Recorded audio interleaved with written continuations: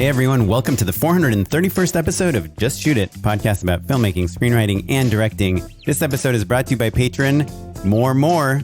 I tried to find a website so we could plug it, but I could not find one. So thank you, More. Thank you. If you would like more. If you would like to change your name, hit us up. Let us know if you want to plug. Anyhow, I'm Oren Kaplan. And I'm Matt Oren. Today we are talking opening shots. Shoot your shot with Matt Oren. That was a nasty opening shot you just took. Ooh, wow, you miss 100% of the opening shots you don't open with. Anyhow, if you want to support us, go to patreon.com/justshootitpod. Give us $1, $2, $5. It's a way to keep the show going. We're planning our next live show. At least Tyler and I are. Oren's not chiming in. Yeah, for once, Matt is responding to emails and I'm not. And it's like, yeah, Matt just can't comprehend how the tables have turned when I respond to 98% of the emails. It's true. I'm back on my game is what we're saying, Oren. Speaking of responding to emails, we got an email from our buddy Steven Kopfer, who's been on the podcast before. Stuntman extraordinaire. If you need a martial artist / stunt performer, you should look him up. But also he has a new podcast. It's called Fights with Friends Pod. It's on YouTube. It's on Instagram. If you're interested at all in like how to stage fight scenes, action movie, action stuff, you should check it out. It's called the Fights with Friends podcast. And thanks, Steven. He did not ask us to promote it or anything, but he did email us like 1 month ago, and we never responded until yesterday. So I felt like I need to respond in a way, and what better way than plugging someone's podcast? Fights with Friends. Check it out. Steven Kopfer. Congrats, Steven. Today, we're talking opening shots. Did I tell you when I worked at Disney, my boss told me that when you make a movie, the only thing that really matters about your movie, I 100% have said this on the podcast before, but he told me, and he had made a few movies, said the only important thing is the first 10 minutes and the last 10 minutes. We have talked about this. Yeah. And I think that there's some truth to it, actually. I think if you open strong and close strong, the middle, The middle, yeah. Yeah, the middle's the middle. First 10 minutes gets you to stop shuffling around in your seat and invest it in the movie and say, okay, this movie's seems like it'll be okay. I'm going to take my emotional capital and put it into paying attention. Last 10 minutes is when you are making the decision on what to write on the review card so that this movie will score well. And that's why comedies have bloopers at the end, because no matter how bad that movie is, you're probably going to be laughing and pretty easy going on those scores. You texted me, you were like, hey, we should do an episode on opening shots. Why'd you text me that? Because I am working concurrently on 3 jobs, and storyboards, I don't know. I guess everyone kind of does them in a different way. But for me, it's kind of the most important part of my job, which I'm shocked to hear. There's like some directors that don't even board do stuff. them. Like for a commercial, usually you need boards, and they'll just have like the storyboard artist read the script and draw boards or something. There are people that are pretty hands off. Yeah.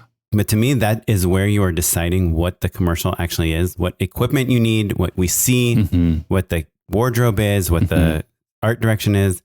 And so it takes me a really long time. Like usually kind of my old method is I'll make a shot list, and then I'll get on a Zoom call with the storyboard artist, and we'll kind of do rough sketches of each frame. Right. Yeah. And usually, I probably average like 20 frames a session. And it takes like 2, 3, 4 hours. I'm pulling up references and showing things and sharing stuff. And I'm guessing who's going to get cast and what location's going to be picked, so that we're kind of drawing the highest probability image that's going to match what we shoot. Yeah. The locations is actually the big one. Like casting, I think people can kind of look past, and you sort of know like your comp or, a rough enough. Like storyboards are never, I don't like them to be especially photoreal. I want them to feel a little cartoony, because that leaves room for the imagination for a client to fill in the gaps, like they need to be evocative, but not prescriptive. The geography of your location is really crucial. Otherwise, A, your board artist doesn't know what they're drawing, and B, like that to me is how a client or just anybody orients themselves to where the shot is relative to everything else. Like the geography is everything. Yeah, I guess like the longer I do this, the more prescriptive I get with my boards because I use them as a tool for me. Like, for instance, I have this job now where there's like a really specific art direction. Like, we're dressing an entire room to look like this person has a hobby they're really into. Mm-hmm. And the client was like, hey, we just want to make sure you don't go overboard, like not go too silly with it. We want it to be still believable in how much grounded. Art direction is going to be there. Like, how will we be able to dial that up or down? And I said, you know what? I'm going to board it kind of the way that I think is best. I'll probably push it a little bit because I think it's funny. But you can look at the boards and we can decide like if we think that's too much or too little. And obviously on the day we can dial it up and down. But it'd be nice to be close to the same page when we go in because we have a lot to shoot that day. So I kind of use them. Like I try to be prescriptive with them because I used to not be. I used to be very much like, hey, this is the idea. You know, here's some arrows. Here's some thing. And then clients would be like, well, we don't really think there's like, we don't like that window there. Like, why is her hair curly? They take it literally no matter what. Yeah.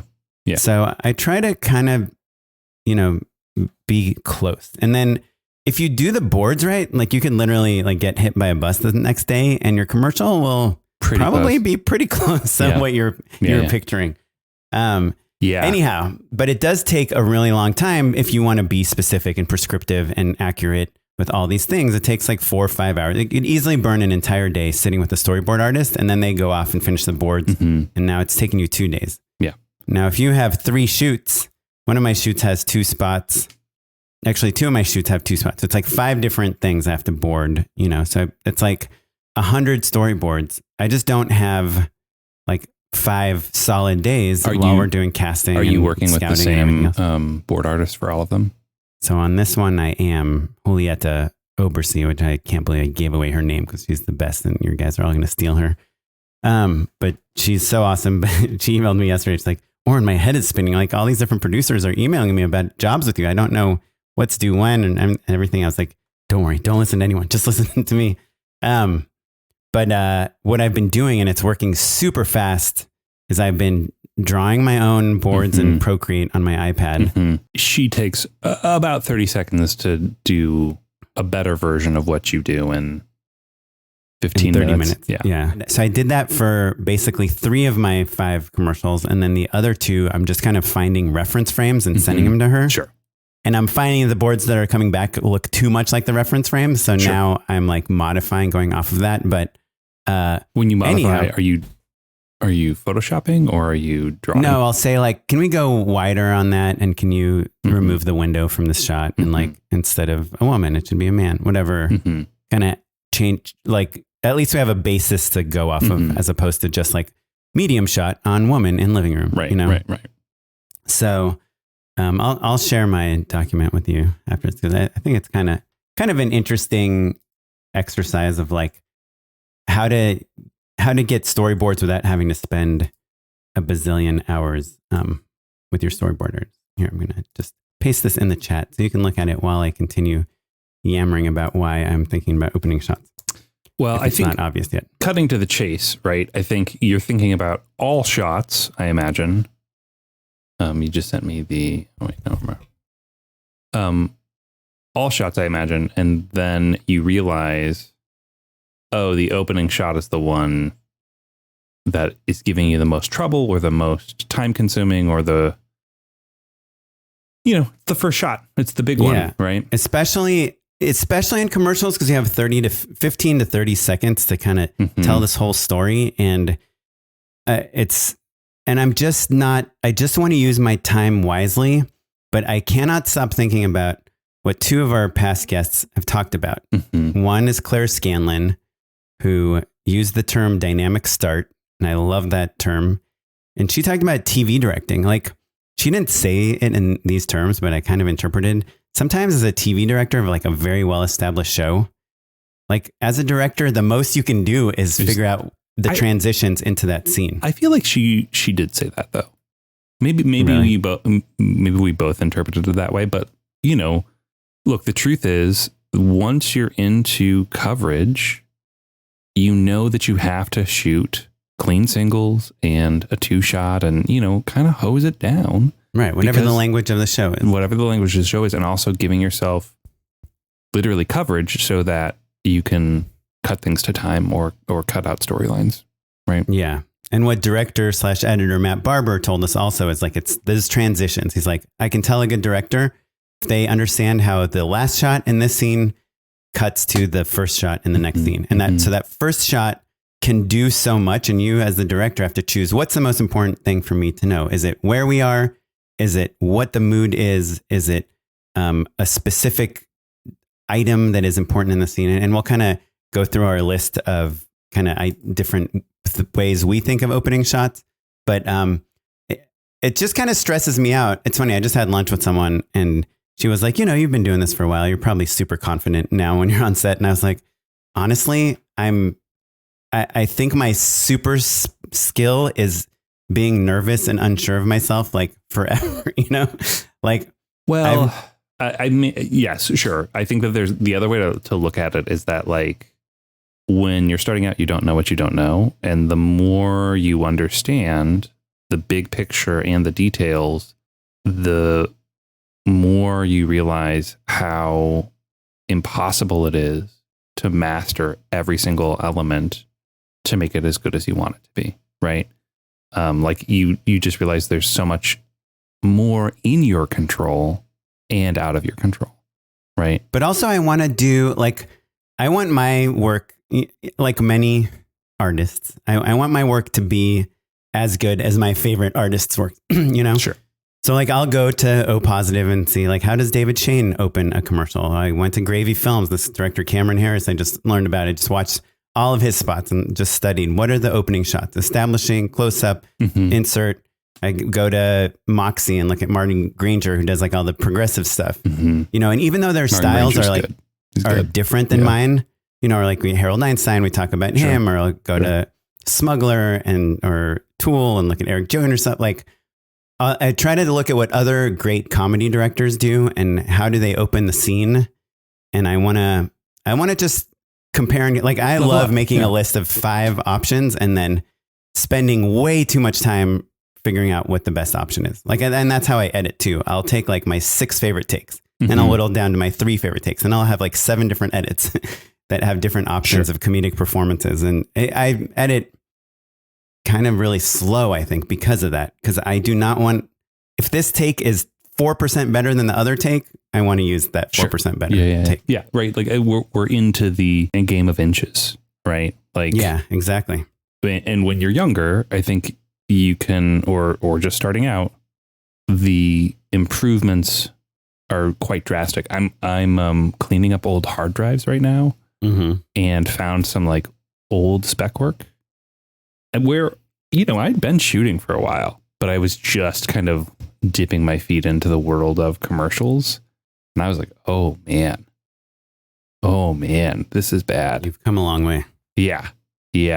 A long, long way. And just in terms of understanding how to execute and what you're even aiming at in the first place. But so the difference between, when I was doing spec work, that first spot and the 4th spot I'd done 6 weeks later is drastically better. It's still not good, but significantly better. And now, like I said, we're into a game of inches. We're just trying to get ever closer. And this is subjective. I don't want to say there's a right opening shot and a wrong opening shot. But for me, there's a right opening shot. There's a best opening shot. And the other director that we had on the podcast was Jarrett Lee Conway, who directed a movie called Mono.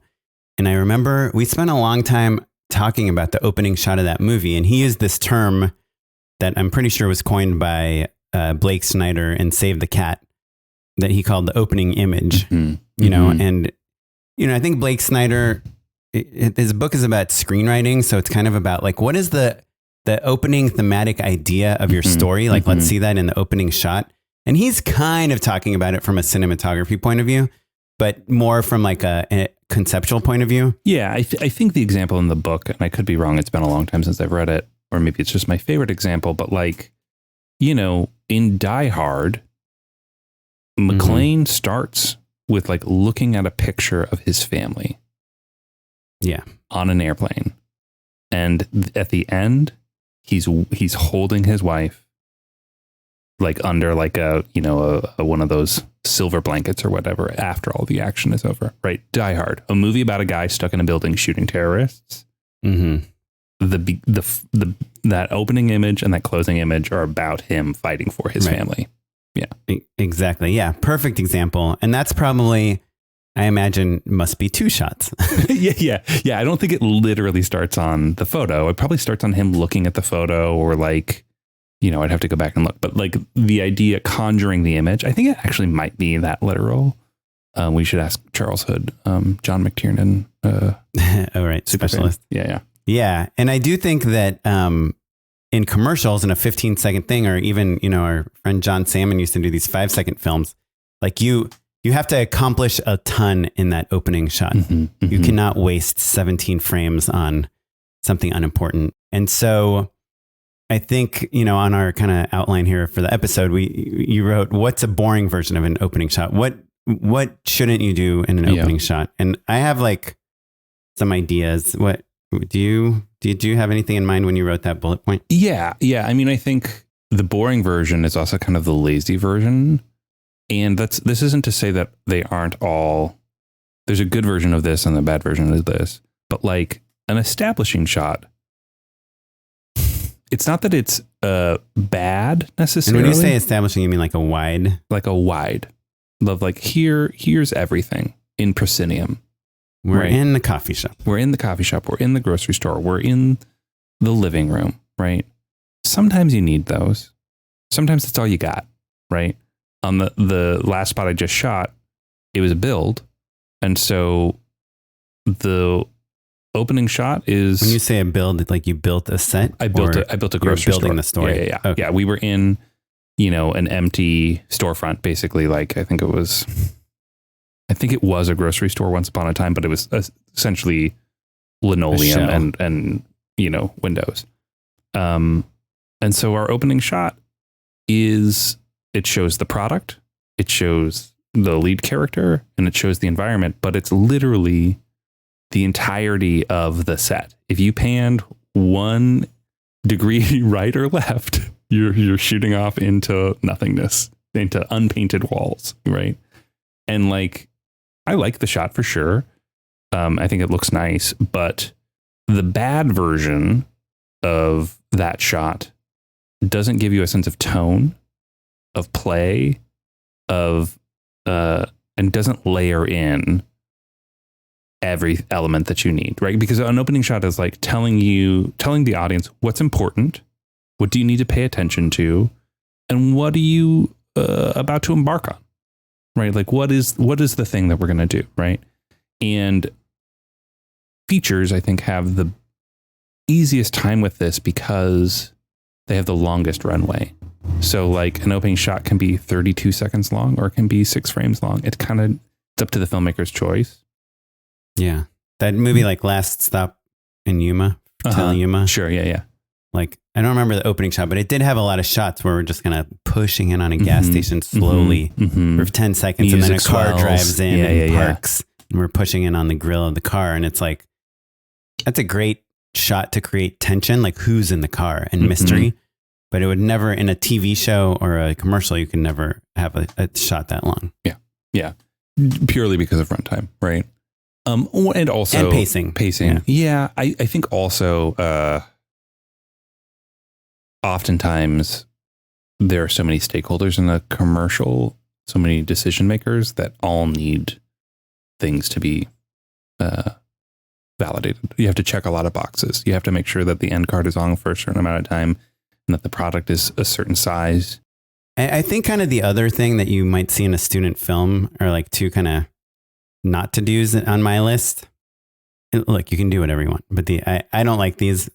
One is something that's super cliche. Like you're not telling us anything new. The most famous cliche shot is the high heel shoe hitting the ground of a woman coming out of a car, like a fancy car. I'm okay with that because, yeah, sure, that's a cliche shot. I disagree. The most cliche student film shot, the alarm clock, is the alarm clock. But here's the reason why the alarm clock is bad, in my opinion. It doesn't tell us very much. It tells us what time it is, and that someone is waking up. So if it's the difference between a bad version and a slightly better version is if you're punched in and all we really see is what time it is, say it's 8 a.m., 7:30 a.m. or whatever, a normal time to wake up, and somebody just hits the buzzer or even sleepily hits the buzzer. Okay, we know that the person is sleepy. We know that they wake up at a normal time. If they're waking up at 1 a.m., okay, that's slightly better. That's something more distinct. We're learning more about it, right? If it's a little bit wider and we have a little bit more sense of where we are in the world, does lighting, time of day, decor, their social status, are there other people there? All of that you can layer on even in the most cliche version. But I think that like when people give student filmmakers a hard time about an alarm clock, it's because it's like a fucking straight white male waking up in his dorm room at 9:30 in the morning. And so like there's just nothing else added to that. Right. And I think there's like, even playing on that trope, it's kind of played out. Like the alarm goes off and a chainsaw cuts it in half or whatever. Like even that version we've seen like 1,000 times. I was thinking the other kind of like slightly less obvious one is if you start on an insert of an object in the room that is not really important. Like for instance, if you start a close up on an apple on a teacher's desk and the teacher picks it up, takes a bite and is giving a lecture, and then nothing in the rest of the scene has to do with that apple. That's like an example of like, you're not really telling us a story. If it's an apple on a teacher's desk and a student comes in and steals the apple and sits down and takes a bite, now we've set up an adversarial relationship, Yeah. You nailed it. The starting on just some object just to get some motion into the scene is maybe my number one biggest pet peeve, actually. Like it's starting on a lamp that you don't use lamps to like kill someone or turn off or on or whatever. Like it's just, or like a doorknob or whatever. And all we're learning is that someone is walking through the door. It makes my blood boil. I'm furious thinking about it. I hate him. Yeah. I think the doorknob, like it can maybe work if someone's incredibly nervous to enter something and you see their like sweaty, clammy hand nervously open it. What's the shot before, if we're talking about the opening shot of a scene rather than the opening shot of an entire piece, what happened right before it? Right? Like if you're like, Oren, there's no way in a million years are you gonna tell this person this thing. Cut to door opening as you're walking into someone's office or whatever. Yeah. Sure. I think even as an opening shot, you want to establish the nervous, kid is going to go ask her dad if she can borrow the car. Yeah. Whatever.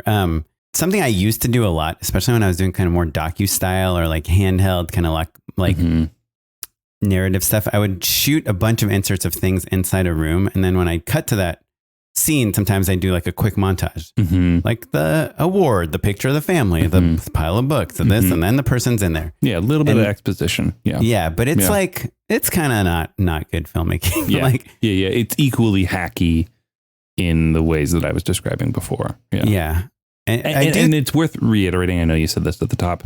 There's a great way to do every single shot that we are hating on and an easy way to flub our favorite versions as well. Like take all of this with a ton of salt.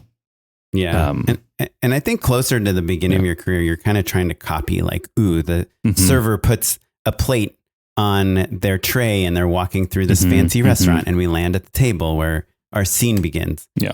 That's like A, kind of a very expensive shot, and B, unless there's like poison or something highly particular and peculiar about what this table ordered, it's like it kind of wasting a lot of time for not a lot of storytelling. Yeah. You're establishing a place, but a shot where a server is walking from a kitchen to a table takes a lot of time.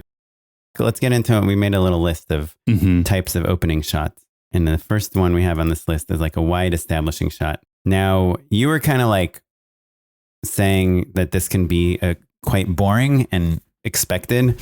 I'm getting more into these shots and like, on my study of all these various kind of comedic director, like what I say kind of like the legendary modern comedic directors. A lot of their shots start with the wide establishing DMV, establishing store, establishing trailer park. And there's a reason that they're cliche, right? Because like, how else do you instantly give everyone a sense of place and time, tone, and who the characters are? All in I mean, I one guess frame, I don't. Yeah, right? and I don't. I wouldn't say cliche as much as like that. It's a tool that is probably the most common use. And I guess the reason why I have a hard time with them is because I've done them poorly for so long. You know, I would, in like my web series days, I would start with a shot of a character's house. The audience doesn't know whose house it is. They just see a house. Maybe it gives you a sense of like an exterior. Exterior, yeah. Kind of like the sitcom style. Yeah, exactly. I would pre-lap their dialogue, and then we cut into the bedroom or the dining room or living room, wherever we were, right? So it's like, oh, it's about a funny people talking in the suburbs. Yeah. It's weird. No one, unless you're doing a straight up parody of like a sitcom, no one does that. Does that anymore. Yeah. It's very old fashioned for sure. We used to do it as like a scene transition. We want to know now we're at the house. Yeah. Right. Cut exterior house, daytime, cut to soundstage. Yeah. Well, and that was the truth. It was like, I didn't have, like, every character lived in the same house and just different rooms were dressed differently. Do you know what I mean? It was like, just a budget situation.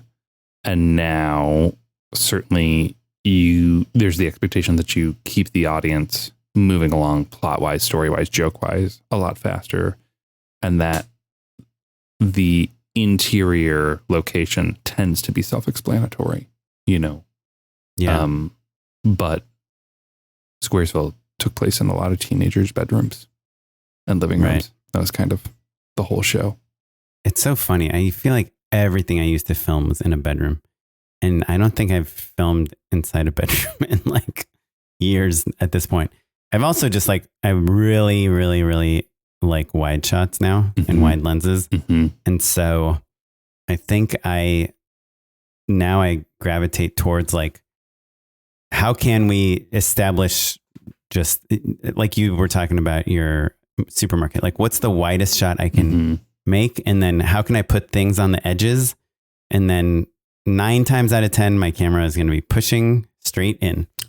Yeah. And 8 times out of 10, I will have some people crossing the frame. Sure. Yeah. Or some action happening. And just to me, it's like finding the business that defines this. We're at a Comic-Con convention. We push by 2 pillars and a sign that says Comic-Con. And Wolverine walks by, sure, talking with Smurfette or whatever. Yeah. I think there's value in that. And that to me, like what I'm trying to do more nowadays is move the camera more, because again, like trying to draw people in, like from the very first frame, I do think like just literally thinking about the idea of a dynamic start, like the camera moving almost like it's your POV walking into a place, is fun. It's like a nice way to be brought into a scene. So we think about the edit a lot when it comes to commercials in particular, and we think about it for everything else as well. But because of the timing of it all, we're worried about it a lot more. So the last spot I did a lateral move for my establishing. Basically, I was shooting more or less into the corner, the far corner of the grocery store, and dolling left to right. And so my dialogue... Did you have a character walking from left to right? Yeah, of course. I had counter crosses for sure. No, I had a right to left. Your main character. No, my main character was stationary.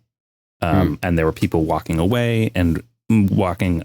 background was kind of scattered throughout, and there was a foreground cross as a counter move at the top of the shot. Basically, their dialogue starts on action, give or take. It was like background than action, right? And so the move is not as specific as you're describing, right? Like it would have been better to start on a dolly in, right? Like draw the audience's eye, have them understand like, oh, this is the person who's talking, all of that stuff. The reason I didn't do it is because the second shot, which is a medium, is a dolly in. And what I was doing was preserving my edit point. I knew approximately where I wanted to edit, but if I'm moving left to right at the top of the shot and then dollying in on the second shot, I can cut out of that first shot whenever I want, and it's always going to work. Whereas I didn't want to go from a dolly into a static shot, or what would you do in that situation? That's a good question. Cause it's funny now that we're talking about it, I realize I don't really do lateral dollies much at all nowadays. Like I'll do more of an orbit, or the only time I kind of do a lateral dolly is if I'm following a character. And I'm trying to like, fincher them in the frame. Sure. Like keep them like they're walking as you're moving. Basically. Yeah. We're walking together. Or if it's like a reveal, like boom, foreground, the knife dripping with blood is in the foreground. But even that, I probably wouldn't do as much because I guess I try to think of like, this is going to sound super cheesy and I'm just thinking out loud, but I think I try to think of like the humanity behind the camera move, and like a human, I think not Sidney Lumet, like Eisenstein, the guy that like came up with editing film. Yeah, sure. Yeah. Montage. Mr. Montage would talk about like that the camera should, if you see a person looking up, you want to cut to a shot of what they see, Sure. And that's like your human brain will understand that. And so I try to have the camera either show me like a person doing something or show me what that person is like experiencing. Like try to kind of limit it to like mainly those two things. And so I think establishing grocery store, I also have that same problem where I'm like, well, both these shots would be great push-ins and I don't want to do two push-ins in a row. And the reason you don't want to do two push-ins in a row is because the edit just always feels weird, right? Like it just doesn't. Yeah. Or it might be okay. I mean, I think for me, a medium shot, I kind of like, there are bread and butter, but I've kind of like grown to hate them a little bit. Sure. Yeah. So I would probably just do that medium shot static unless it's like telling a ghost story or something tense that requires like a push in, and do the establishing shot pushing in, or I would do like, I would do a pan, like start on a grocery cart and kind of have it lead me into, again, this is totally not an important thing, but a grocery cart is like emblematic of the store and maybe even having something in the grocery cart that is thematically tied to whatever we're talking about. But yeah, I guess probably not knowing anything about the script or anything, I'd probably do like a push in to a static. To a static, or you could also do like an orbit, which I do a good amount. It's also not like a natural like human view, but I mean, well, and you bring up in this particular scenario, the geography was such that I needed essentially a lottery machine to be at a certain place logically, and the character needed to be in another place logically. Oh yeah, that's the grocery store lottery machine thing is just such a. You're like, okay, well, it has to be here because otherwise you wouldn't put it there, right? And then the character has to be there, and I need both in the shot, and also there were, logistical issues with showing certain parts of the machine, and so. I couldn't do what you're suggesting of like, oh, you start on the machine and then you pan to the person because of it basically wasn't fully operational. And so you can't get the shot you would be dreaming of. Do you know what I mean? Yeah. I mean, I think I was saying more like a grocery part or something. Sure. But then like, but then you would be off like kind of showing something you're not supposed to be showing. Yeah. And also like I'm telling people, oh, we're in a grocery store. But I really need to tell people, hey, you should be buying lottery tickets, right? It's off topic, right?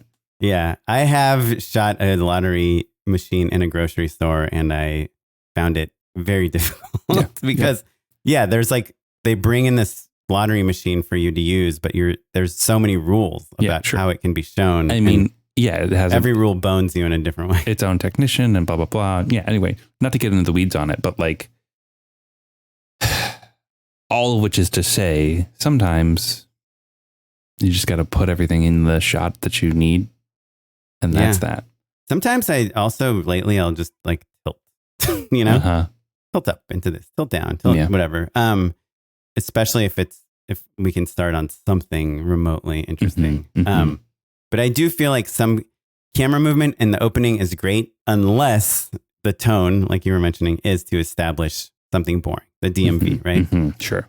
A DMV, you can do maybe a slow drift past chairs or counter or something. I mean, I love just putting something in the foreground on the edges of the frame and pushing. Yeah, it's funny you don't like a lateral move because I love parallax, right? Like you talk about a DMV, like feeling like low behind chairs that are kind of strobing past the camera as you're moving. Yeah, Nice. I guess I think of a lateral move as like, things aren't changing. Nothing's happening. You mean we're not moving? Things aren't growing in the frame. Things aren't falling out of frame because you're dollying past them. Is that what you mean? I think it's like, it's not drawing our attention to something. That's fair. Yeah, totally. But I don't know. Whereas an orbit, it's like orbiting around a specific person thing. or thing. Yeah. But even in orbit, it's a shot I used to do a lot, and I don't really do it now much unless it's like literally a product shot. Like, can I ask actually a practical question when you're doing an orbit? Is that exclusively on some sort of gimbal or Steadicam, or are you getting round track, or how? I mean, again, because I do mostly commercials, like my orbits usually aren't more than like 3 seconds long. And so it's usually just like a straight slider in a pan, Oh, okay. So it's like a fake orbit. But it effectively feels the same. Yeah, sure. But yeah, or you could do like a little dolly move, just that on I'm getting. dance Do floor. They must have like curved Dana dolly, like speed rail track. Yeah, I think you could run I don't know. Right? Like you'd have to buy 2 custom pipes. One has to be longer than the other. Well, I think you could rent curved track and just put it up in the air and you put like a board across the 2 skateboard wheel things, chassis things. Yeah. I don't know. But you could also have gimbal or the cheater's way is just spin the object. Oh, sure. There you go. Well, but I want the background to spin. Right. Virtual wall, dude. Yeah, there you go. So anyway, so enough that's about wide establishing. shots. Yeah. So kind of the other way you can start on a scene is like an insert on an object, like we talk about. But I think it does have to tell you something important about the scene. Like, is it a joke? Is it something funny? Is it a plaque that tells us that this person is a Nobel Prize laureate? Or is it something important? Is it like, is there irony to it? The bad example is like, is it like the bomb underneath the strapped, taped to the bottom of the table? Yeah. And look, I think the more surprising the detail is, the better. The more out of the ordinary it is, right? Which goes back to our point about the alarm clock. If all you're saying is that everything is ordinary, then maybe you need to, and that's the point, then maybe you need to tell us like that it's extraordinary. It's Edward Scissorhands. Every single house is the same color. Every single blade of grass is the exact same height. Whatever it is, like it needs to be specific and surprising for somebody in order for them to, because you're trying to grab people's attention, right? Mm-hmm. I will say, like, start opening on an insert shot kind of means that your next shot is a wide shot to show where that insert took place. Yeah. And that's why a shot from underneath the table up at the bottom of the table and saying a bomb is taped to the bottom of the table, and then you cut to a restaurant scene, it could be a little confusing. Like, is that the same table that they're sitting, unless it's like a very red table and now you see two people sitting or there's the white tablecloth matches or whatever. But the better version of, or my preference would be a mini oneer, right? A moving shot, something where you start with a detail and then pull out to reveal characters and to reveal more drama and more suspense or more irony as you go, right? Yeah. Yeah, that's great. If you can get any of those things. Yeah, and you can start, you starting close and then going wide could be part of that, right? For sure. It does lock you into an edit, right? You have to be like, okay, well, I know that this shot can be X number of seconds, and that's okay. Which is why I think you see it more in features than you do. And the safe, annoying way to do it is you roll obviously for a few seconds before you start the camera move, and roll for a few seconds after the end of the camera move. And then you get both. If you have to cut the camera move, you're bummed. Yeah. So the other way you can do it is you can, whoops, sorry. Just realized my levels are a little on the low side. Oh, finally, I liked it. Sorry, Noah. You might need to bump up my levels a little bit. Up until now, just saying they're low. I think you could also do like another way to start a scene is just on a character, right? Like a close up or a medium on a character's face. Mm-hmm. I'd say this is probably like the most boring way to start something unless they are either saying something very important or very passionately. Like you could see a scene on an auctioneer in an auction, Mm-hmm. right? Starting on auctioneer and Matt Enlow's beloved, boxer Sure. briefs Sure. going, $10,000. And then again, it's kind of like the insert. You want to cut out wide to see where this person is standing and you reveal they're at the DMV. Mm-hmm. Or you can open on someone reacting to something. And I just added this after I saw the Kristen Wiig Target stuff, is like someone like kind of sneaking in or like entering a room, right? Like some showdown is about to happen. I think probably the famous version of this is like the saloon, the doors open Sure. and the cowboy walks in into a medium shot. And then you reveal what this cowboy is like looking at. Or probably if they're not efficient filmmakers, we see a sideways tracking shot of this cowboy walking all the way to the bar and saying, yeah, this town's not big enough for the both of us or whatever. Which builds some tension, perhaps. It's just maybe my new least favorite establishing shot. It's not on our list. Is the drone shot. Oh yeah. A big wide drone. Love a good drone shot. Yeah, me too. But I love it for an ending shot, Yeah, for especially like a commercial or something where you need to have negative space to put text on the screen. And again, tone is really helpful, but like oftentimes a drone shot tells me very few things. Okay, a car is driving and what region they're driving in. Yeah, that car better be an interesting car, not like a Toyota Camry. Yeah. Unless it's on fire or something. Sure. Or if it's a Toyota Camry, that needs to tell me something about the character. I think that drone shots tend to be the least layered, we'll say. The fewest number of details are in a drone shot typically. And it's funny. It made me think of, I was watching a nature documentary with my daughter about like grizzly bears in Alaska on Disney Plus. It was great. It's called Bears. Tons of helicopter shots. Tons, you talk about an orbital, you see like a mother bear and her two bear cubs walking on the peak of a mountain, like sprinting as, snow-capped mountains slide behind them as they're doing a giant 400-foot orbital where like a helicopter pilot is flying, death-defying moves and a camera operator is, using a remote control head to like keep everything perfectly in frame. That's what I'm talking about. And I think that oftentimes, because drones are so accessible now, that level of thoughtfulness and craft and importance isn't always imbued into those shots. Do you know what I mean? Like if you got a whole team of people literally risking their lives to get a shot, they're going to think about how to get a really good version of it, I mean, I think a drone shot, if someone is hiking across, a snowy mountain, or someone is at a football game, or you're trying to many ways in which it could be great. Mad Max type of thing. Yeah.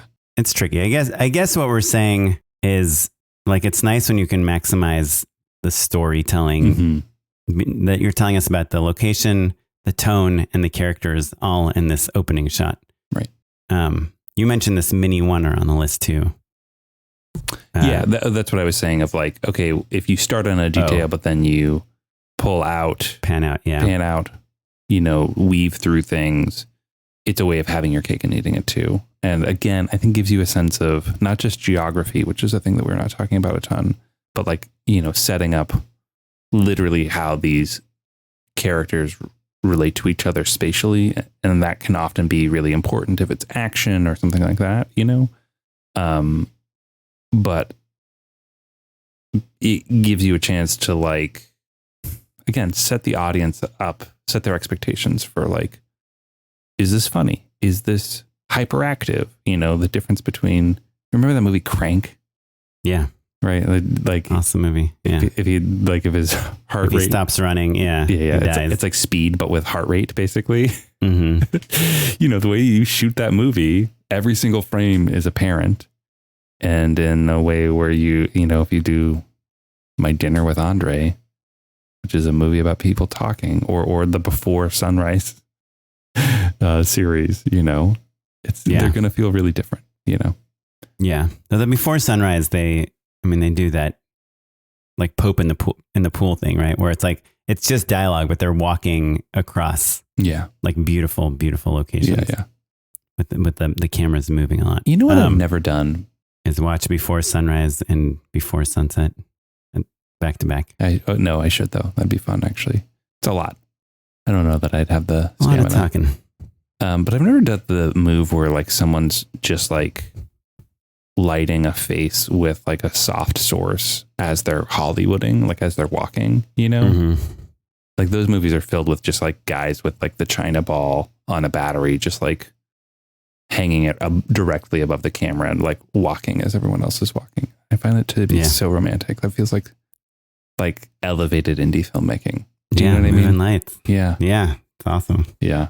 I was talking earlier, I was on my high horse talking about how I don't do camera moves that, like I try to do camera moves that kind of like have some human POV behind it. But I realized the move I do a lot that does not have it is I do the boom down a lot, which is like, I just did it last week. It's like establishing shot, boom down to reveal the person's back looking at what you're looking at. You're kind of entering the scene. Yeah.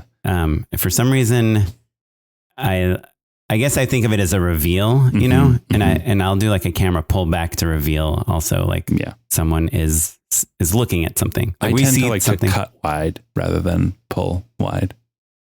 Yeah. Depends, I guess. For comedy, for to hit a joke, it's like a good way to do that. Right? A cut. Yeah. But I think like as an establishing, like an opener. Yeah. I guess I think what we've learned in this episode is there's no rules, but there's so much you can do with an opening shot. This other thing that I kind of wrote on our list is like opening in like kind of a weird angle, like a 14 millimeter lens on a table versus a more traditional angle, like a 35 millimeter lens pushing in on a scene. I do think, like a Tim Burton or someone, that there's some directors that can pull off these like opening shots that are just kind of crazy angles, maybe like Yorgos.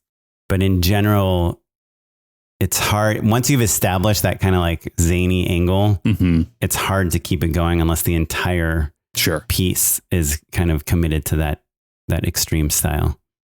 Yeah. And you have to have really good art direction, really good wardrobe and blocking to make it, to sustain that stuff. It's hard. You mentioned also about like how budget plays into this. And I do think getting like rigging a camera to, a baseball bat as an opening shot for a baseball game is like, it's cool, but it takes a moment to get out of that type of shot back into like people talking. Yeah. Unless you're just like, no, I'm going to use a GoPro or an Insta360 or something.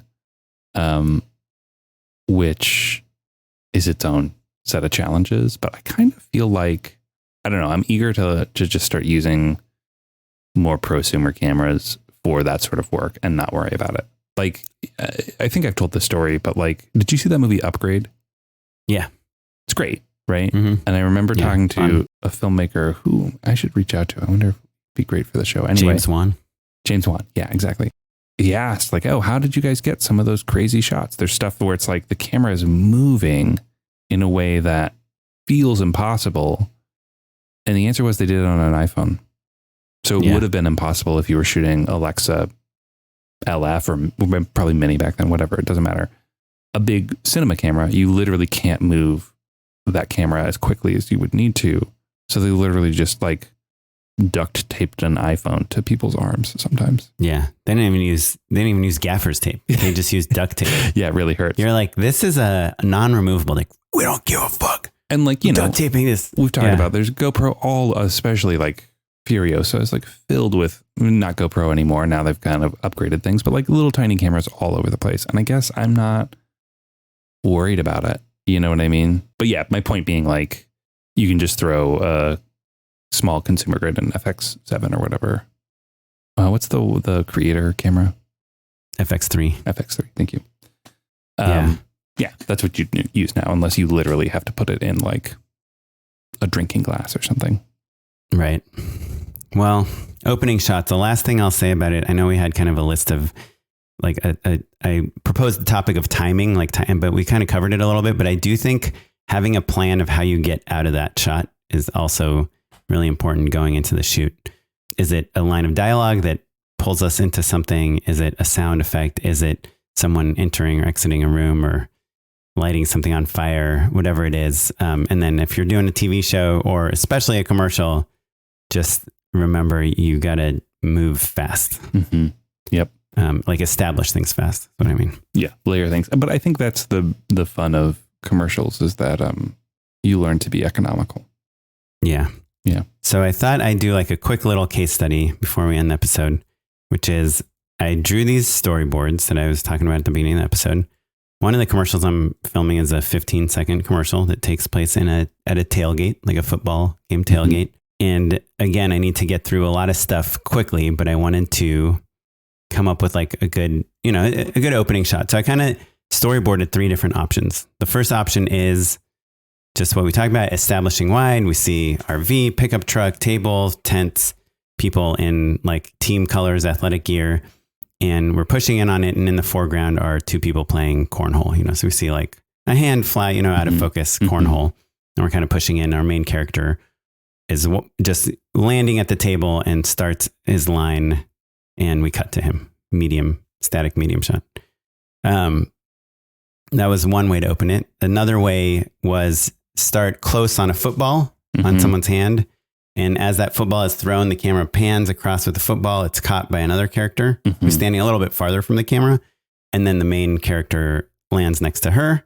He, is entering with the product, and then we cut. Wait, is the camera meant to move with the ball, or is it meant to rack as the ball lands in someone else's hand? It would pan with the ball. Gotcha. Okay, great. Right. If you were throwing a knife, I feel like it's the cliche version of that or something, right? Yeah. Like almost anime style, right? Like the background is sliding behind, though the ball is meant to be. But the ball is getting smaller in frame as it's going away from us. Yeah. So the ball kind of is almost filling the frame in the beginning, and then it's small. And then my third option was opening on like a close up of this guy's face. So we see 2 fingers come into frame, put some like face paint underneath his eyes, kind of like that, like what football players have under their eyes. And then the camera kind of pulls back and reveals the woman who is putting the face paint on with the product, the guy with the product kind of standing right between them. So those are kind of my 3 options to open it. And I actually talked to the agency today, and I was like, hey, I kind of have 3 different ways in. Now in this shot, I have like 1.5 seconds for this shot Sure. in the edit. And I had the one I was leaning towards. And then they picked the one that they thought is their favorite. Can you guess which one I was leaning towards and which one was their favorite? If it were me, I liked the football best, and they liked the first one best.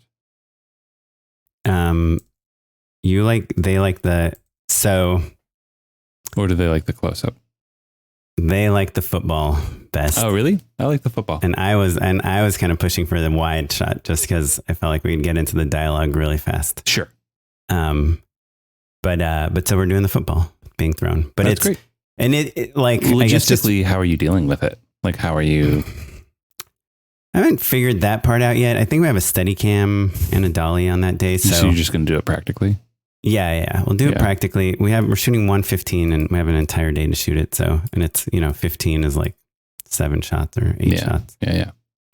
So I feel like we'll get it, but it's visually hooky, which is nice. You know? And this specific brand, they really want to establish that it's a football friendly brand. Like football is very important for them. Yeah. So I kind of that's why I would have actually normally started with like cornhole because I think that's more tailgatey than a football. Mm-hmm. But I shot another commercial that starts with cornhole toss, and they are aware of it. So I was trying to get away from that. Sure. Yeah. I like the football. That'll be good. But football is like more specific. Yeah. So anyhow, well, let us know how it goes, Oren. I will. Matt, I know you're a busy man, but do you have 2 more minutes to do an unpaid endorsement with me real quick? Let's do it. Unpaid endorsement. Okay, so my unpaid endorsement is actually one that somebody endorsed on our show already, but I'm going to double down. The movie Problemista by Julio Torres, I saw on a plane. It's great. I really, really loved it. Tonally, it's very specific. The performances are awesome. You know, Julio stars and directs and like just does these really fun flourishes that I think are really pleasing to both filmmakers and audiences. Yeah, it's like funny and wry and very, very human, like very relatable, without ever feeling too general. Yeah, I think it's really great. Awesome. I will check it out since it's been double endorsed at this point. Also, Tilda Swinton gives like a really great, like I know she's always great, but she's really kind of transformative in this movie. And again, feels very specific. Do you know where we can watch it? It's available on Max. Cool. Well, my endorsement is just these YouTube videos. Have you been seeing any of these Martin Short, Jiminy Glick interviews? Is he doing new interviews? Yes. He just went on Bill Maher and interviewed Bill Maher. I guess Bill Maher wrote a book, so he had Jiminy Glick come on the Bill Maher show and interview Bill Maher. Mm-hmm. And he also, I think, interviewed Bill Hader recently. And it is just like some of the funniest stuff I've ever seen in my life. I mean, he's like Martin Short as Jiminy Glick is so incredibly hilarious and so fast and so sharp. And do you know how old Martin Short is? I'm going to guess he's 81. He's 74. But sorry, Martin. Still. Yeah. But still, like, dude, I mean, how this set, like, it just makes me look forward, like, feel better about aging. Sure. Well, yeah. The trick is be rich your whole life.